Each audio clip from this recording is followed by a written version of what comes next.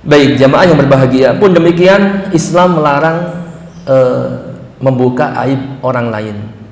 Nah ini aib orang lain yang terkadang susah. Kalau aib sendiri biasanya pasti ditutupi, ya kebanyakan orang. Walaupun ada aja orang-orang yang bangga dengan dosa-dosanya.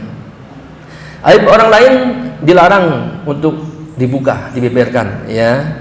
Seperti dalam hadis Rasulullah SAW bersabda, ya ma'syara man amana bilisanihi wa lam yadkhulil imanu qalbahu la taktabul muslimin wa la tattabi'u awratihim fa innahu man ittaba'a awratihim yattabi'illahu azza wa jalla awratahu wa man yattabi'illah awratahu yafdahu fi baitihi.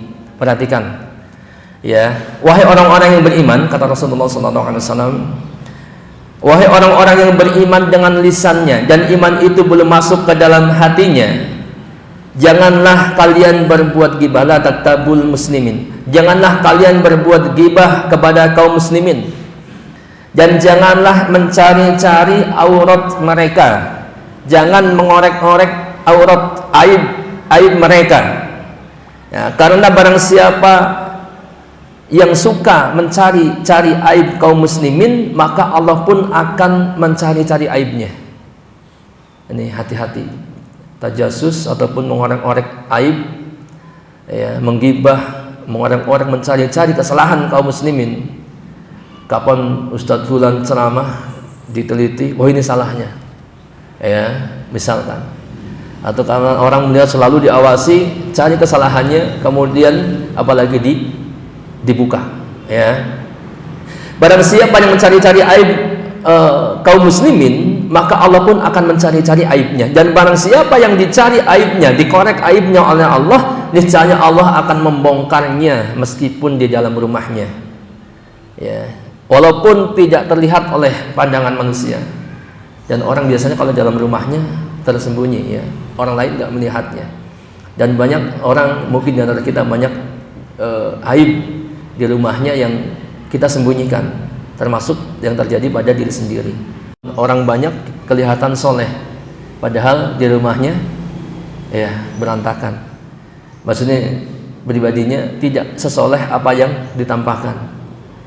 Ya, di medsos, ya, berbicara tentang keluarga supaya baik kepada keluarga dan sebagainya, tapi di rumahnya sebaliknya, kasar kepada keluarga, ya, kasar kepada anak istri, kemudian banyak berbuat dosa ataupun kesalahan. Nah, kalau Allah sudah mencari-cari, mengorek-orek aib seorang hamba, maka dia akan terbongkar meskipun di rumahnya, ya. Rasulullah SAW bersabda, al muslim akhul muslim la yadlimuhu wa la yuslimuhu wa man kana fi hajati akhihi kana Allahu fi hajatihi wa man faraja an muslimin kurbatan farajallahu anhu kurbatan min kurbati yaumil qiyamah wa man satara musliman satarahu Allahu yaumal qiyamah.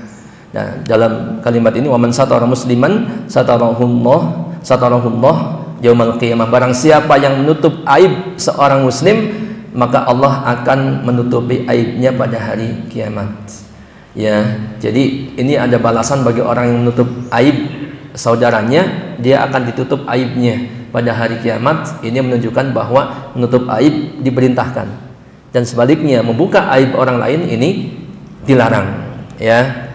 Dan ini adalah sifat seorang mukmin, seharusnya banyak memberikan udzur atau memaklumi dan tidak kemudian membuka aib-aib saudara kita yang lain, ya. Seperti dikatakan oleh Fudail bin Iyad rahimahullah, dia berkata, al mukmin yasturu wa yansah, seorang mukmin itu menutupi aib, ya, menutupi aib baik dirinya ataupun saudaranya, dan juga memberikan nasihat. Ini sifat seorang mukmin. Jadi dia menutupi aib sendiri ataupun aib saudaranya, orang lain, ya. Wal fajir, sedangkan orang yang fajir dikatakan yahtiku wa yu'ayyiru, yahtiku wa yu'ayyiru. Sedangkan orang yang durhaka adalah sifatnya itu menyerang dan menjelekan. Nah, ini tadi seperti saya sampaikan tadi, ya, ada orang yang sukanya menyerang personal orang sampai mukanya dicoret-coret kemudian dibeberkan kalau dia bilang itu kesalahannya. Ini jangan sampai terjadi pada kita ya. Sebab ini bukan sifat seorang mukmin. Seorang mukmin itu banyak memaklumi saudaranya. Ya. Dan kalau melihat ada aib di mereka, maka perintahnya adalah untuk dijaga dan dilarang untuk dibeberkan. Seperti Imam Syafi'i rahimahullah mengatakan, siapa yang menasihati saudaranya dengan menjaga kerahasiaannya, kesalahan-kesalahannya, aib-aibnya, berarti dia telah benar-benar menasihatinya dan memperbaikinya. Ya, ini pegang ini. Kalau kita menasihati orang lain, tetap harus dijaga tadi aib-aibnya, jangan sampai kemudian dibongkar juga di depan orang lain. Sedangkan yang menasihati tanpa menjaga kerahasiaannya, menjaga atau menutupi aib-aibnya, berarti dia telah mengekspos aibnya dan mengkhianatinya. Jadi yang seperti itu bukan nasihat, tapi justru menjatuhkan. Ya, ada orang kan begitu tadi, apalagi di zaman medsos, dia berdalih menasihati, tapi pada hakikatnya dia itu menjatuhkan ya harga diri ataupun kehormatan saudaranya. Baik, kemudian membicarakan aib ini termasuk dalam perbuatan ghibah yang diharamkan oleh Allah Subhanahu wa taala. Bahkan pengharamannya itu sangat keras gitu ya. Pengharamannya sangat keras. Kita lihat dalam surat Al-Hujurat ayat yang ke-12. Ya ayyuhalladzina amanu tanibu katsiran minadh-dhon inna ba'dadh-dhon ism wa la tajassasu wa la yaktab ba'dukum ba'da ayuhibbu ahadukum ayakula lahma akhihi maitan fakarihtumuh wattaqullaha innallaha tawwabur rahim. Wahai orang-orang yang beriman, jauhilah kebanyakan dari prasangka. Sesungguhnya sebagian prasangka itu adalah dosa, dan janganlah kalian mencari-cari kesalahan orang lain, dan janganlah sebagian kalian menggunjing, menggibah sebagian yang lain. Kemudian Allah mengumpamakan sukakah salah seorang di antara kalian memakan daging saudaranya yang sudah mati? Kata Allah ya, maka tentulah kalian merasa jijik kepadanya. Semua kita sepakat kita nggak akan suka, pasti jijik ya.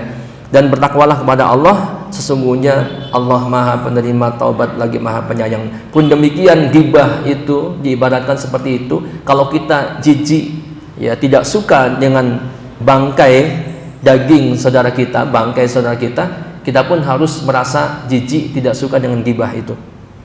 Ya.